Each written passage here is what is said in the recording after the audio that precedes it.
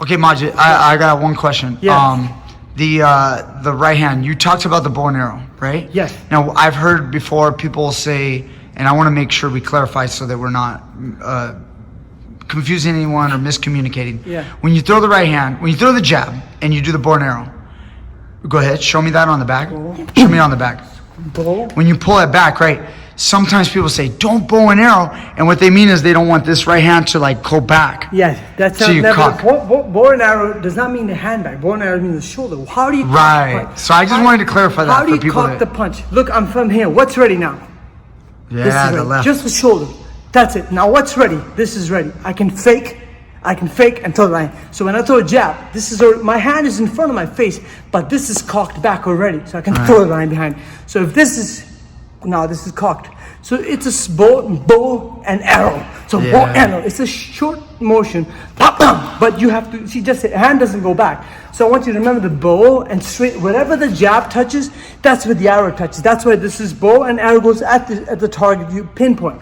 So jab is usually a target setting person. If you can touch the jab, another important thing, Brian, people don't know. If you can touch with the jab, watch this. You'll penetrate deeper with the right hand. Oh, see? People say, why is that? Well, because now, look, my jab is already here. Now, I have another 6 inches to go forward with this shoulder. Watch. Brian, put your finger up there. So this is my maximum. Look, this is my maximum. Yeah, he's touching my finger. Maybe I should use my hand. Yeah. I don't want you to break my finger. You should put it in front of me. No, okay, now watch. This is my, if you can watch me. You're touching? This is my jab. Now watch my right hand. I'm in the same place. Now what? Yeah. That's why Ali used to touch the jab and follow with the right hand. If he could slap the jab, no, there's nothing, not hurting. Yeah. He would open his hand and slap the jab, and then he would come 6 inches, go deeper in. See, Majid, now you're dropping gold, fire, straight fire. See, like some people don't know that. There are people that know that, but there's some people that don't know that. So if you're good at distance management, you done half the game is over. So how do you know measure? Very good question. How do you measure? How can I hit him? Well, if you can touch him with the jab, you know. That's why you don't have to hit him hard. You see in MMA they're always touching. What is that doing? That touching means I know exactly where it is. If I can touch you, I know exactly where your leg is. I know exactly where your heart. I can touch you with the right hand. So if I can touch you with the jab, look, if I can touch you with the jab, I know I can touch you with the right hand leg. Or I can touch you with the right hand. So jab is a measurement tool. Even if I'm close, my eyes are sometimes you have a cut out in the eye. The guy will measure where he is.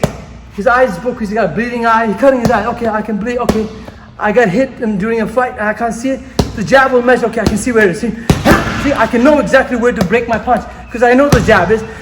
That's why it's another way to practice.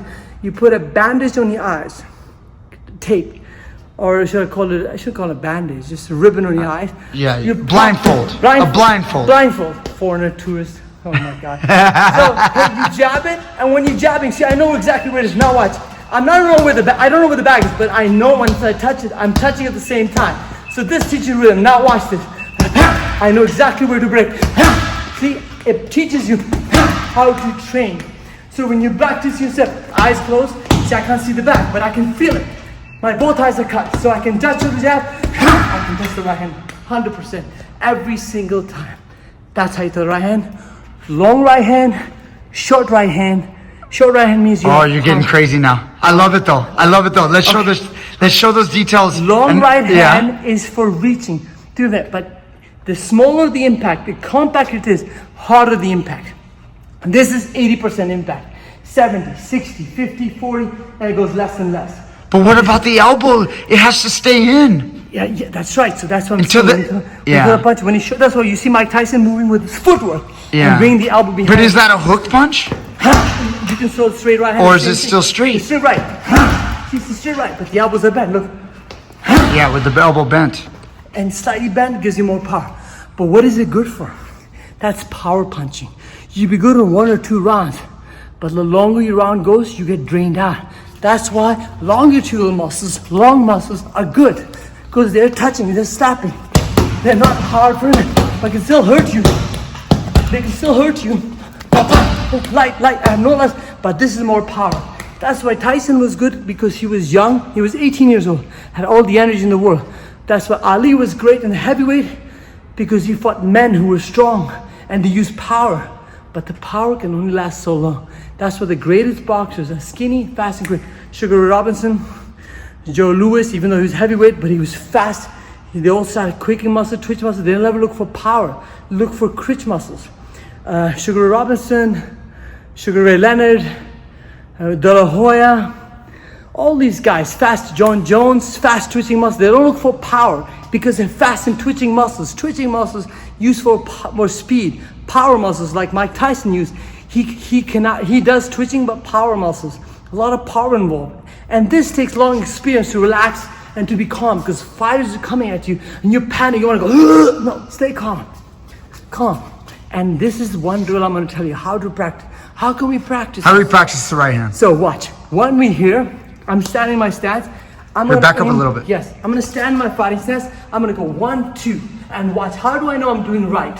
If my shoulder is 12 o'clock, left and right, I'm going to go same side, and it looks like I'm doing nothing, but the moment of impact, I'm going to break in the punch in the middle of it.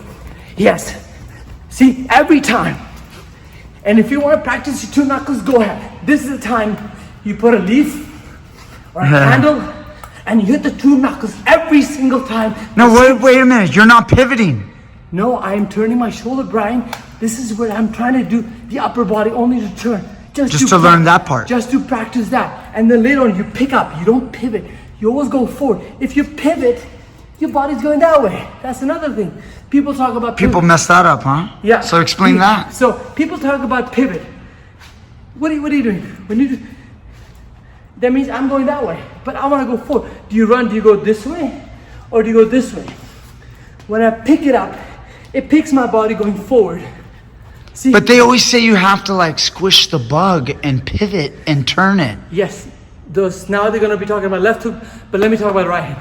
When the right hand, if you do the right hand, watch me, just common sense. If I do the right hand and if I do this, what's going to do? Is it stopping me to go forward?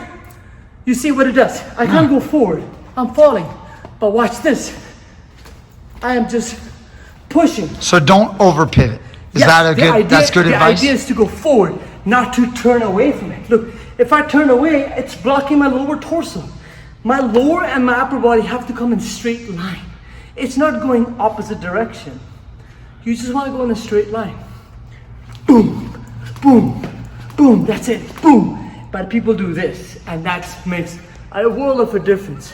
Your body's going straight, huge. And the body's going the other way. Okay, Majid, don't give them any more. This is crazy. They were giving too much fire. Subscribe to my channel. Go to my podcast, Innate Warrior Mentality YouTube channel. And what in your YouTube channel, Majid Reis? Majid Reis, yes. And my Instagram is Sensei Majid Reis. Follow me up. I'm going to put in a lot of content because Brian told me that I need to put this information out for a lot of people. Yeah, because you got some crazy shit, Majid. But this is not, I did this since I was a kid. Learned from the greatest teachers, from boxing legends, James Toney, Stan Ward, Benny the Jet, Rob Coleman. I worked with Rob Coleman. I worked with Bas Rutten. I worked with Gokul Artin. All this, Ramy Bojaski, worked with him. It's all these amazing strikers in the world. And we had this ability. Why not give it to you? Not to hurt, just to learn. So when somebody does happen, you have in back of your head what to do. By the way, just to give you a tip for the day, if you want to throw a right hand, 2 ways to do it. One guy was bothering me too much. He was a really good boxer. And he was tall. He was 6'1". He was always giving me in trouble. He was bullying me because I was a foreigner. It's okay, I got this. So he was standing tall like Ali and punching me, had a long range. So okay, I got this. I was short, so I took everything in my advantage. When you're a short guy, you should use it for your benefit, like Tyson. Use it for the benefits because he was short. So I was short, so what I did, because he was 6'12", Brian, you want to come close to me? So what I did, I knew I had a good right hand, and he was tall, standing tall. What I did, I leaned down and I aimed for the throat with the glove. His chin was up because he was tall, he was backing away, but he did not know I didn't aim for his chin. I just aimed for the throat. So when I did that, it was beautiful. He was choking. And that was my revenge for people. No, I shouldn't say revenge. It was my comeback, and God bless his soul. He was a good guy. He was a really good guy. But he was bullying me all the time. Hey, sometimes people need to get throat punched. And I did throat punch him and he couldn't breathe, and it was a really good one. So I'm not teaching him back. Maybe he should have kept his chin down and he got hit in the chin. Because he was standing tall, like playing with me, like I got reach. So Yeah. Boom, and the throw is perfect. I aim for the chest. So if you aim for the chest, remember the glove will slide you up. Most people don't know that. If you slide the chest, it will slide up. So if you aim for when you remember there's a glove has water and sweat, it will slide up to your throat. Very easy. Just like I'm sweating right now, it'll easily go up. When you have gloves, it'll slip up to your face. We'll talk about the pocket shows. It's called the pocket shows. We'll talk more about that. Yeah, we'll do this We'll later. talk about later. Boom.